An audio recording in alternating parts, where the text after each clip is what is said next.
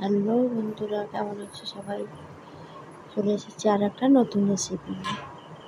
আজকে বানাবো ছোলার তরকারি। সাধারণত বাচ্চারা এই ছোলাগুলো নাকি খেতেই চায় না, তার উপর যাবো তরকারি। কিন্তু বানিয়ে দেখবো কেমন লাগে। প্রথমে আমি আলুগুলোকে ছোটো ছোটো করে ডুমো করে কেটে নেব। তারপর ছোলাগুলো কিছুক্ষণ ভিজিয়ে রাখবো। তারপরে আলুগুলো কেটে নিয়ে ছোলা, আলু, লবণ, হলুদ একসঙ্গে কুকারে আমরা সেদ্ধ করে নেব। এটা পরিমাণ মতন জল।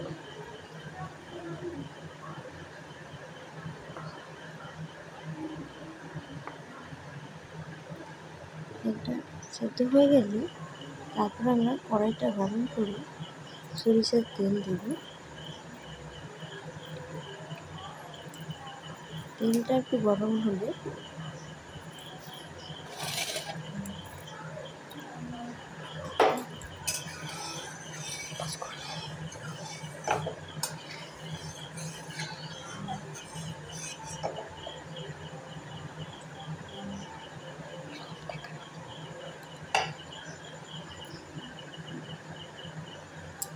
কালো জিরে,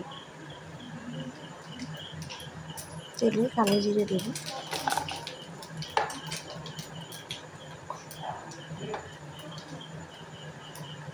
পেঁয়াজ কুচনো পেঁয়াজ দেব।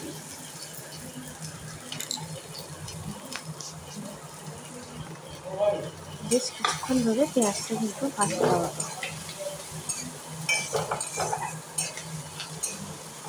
ফ্যান বন্ধ করে দিয়ে আসতে বলে দিচ্ছি। পেঁয়াজটা হালকা ভাজা হয়েছে, এতে আমরা লবণ অ্যাড করব।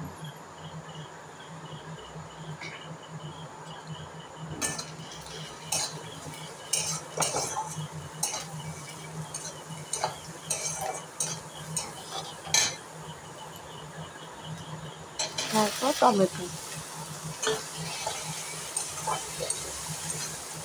আমরা কিন্তু রসুন এখানেও ব্যবহার করছি।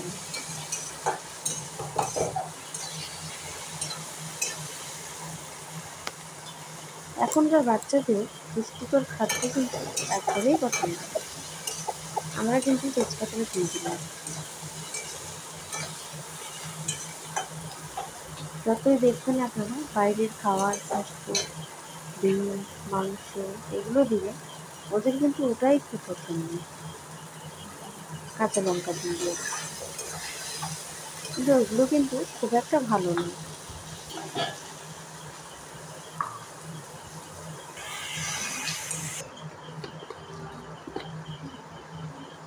এখানে আমি এটা পেস্ট বানিয়ে আদা, জিরে, ধনে একসঙ্গে বেটে রেখেছি। ওতে লঙ্কার গুঁড়ো আর দেব হলুদ গুঁড়ো। লঙ্কাটা আপনারা কিন্তু আপনাদের পরিমাণ মতন দেবেন, ঝাল কম বা বেশি এটা আপনাদের পছন্দ মতো।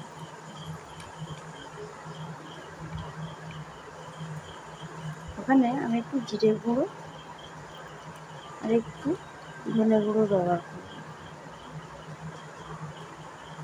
ওটা অপশনাল, এটা আপনারা চাইলে দিতেও পারেন, নাও দিতে পারেন।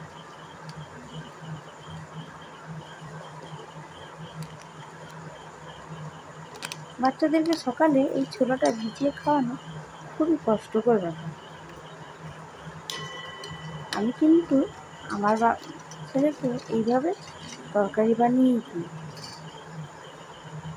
দেখি ভারী ভালো লাগে খেতে, বেশ মজা করেই খায় আর ভারী পছন্দেরও হয়, জানেন না ওরই খাওয়া।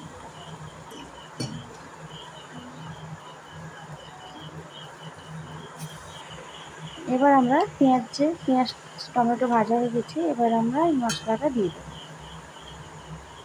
বেশ কিছুক্ষণ নাড়াচাড়া করবো যতক্ষণ না মশলা থেকে তেলটা চলে। হ্যাঁ, এখানে আমি একটু কালার করার জন্য একটু টমেটো সস ব্যবহার করছি।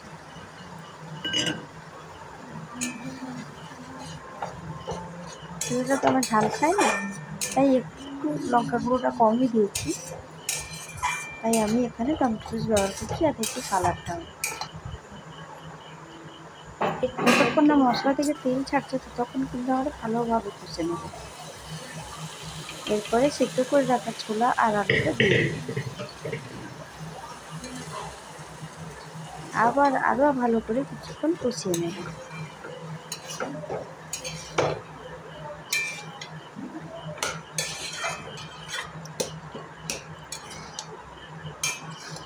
কেমন করে এবার ওই আলুগুলোকে একটু ঘেঁটে দিই,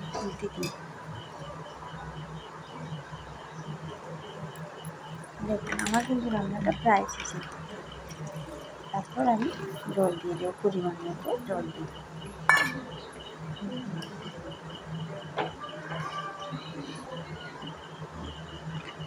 হয়ে গেছে। এবার নামিয়ে নিয়ে ওপর থেকে একটু কস্তুরি মেথি পাতা আর দেবো সামান্য একটু ঘি।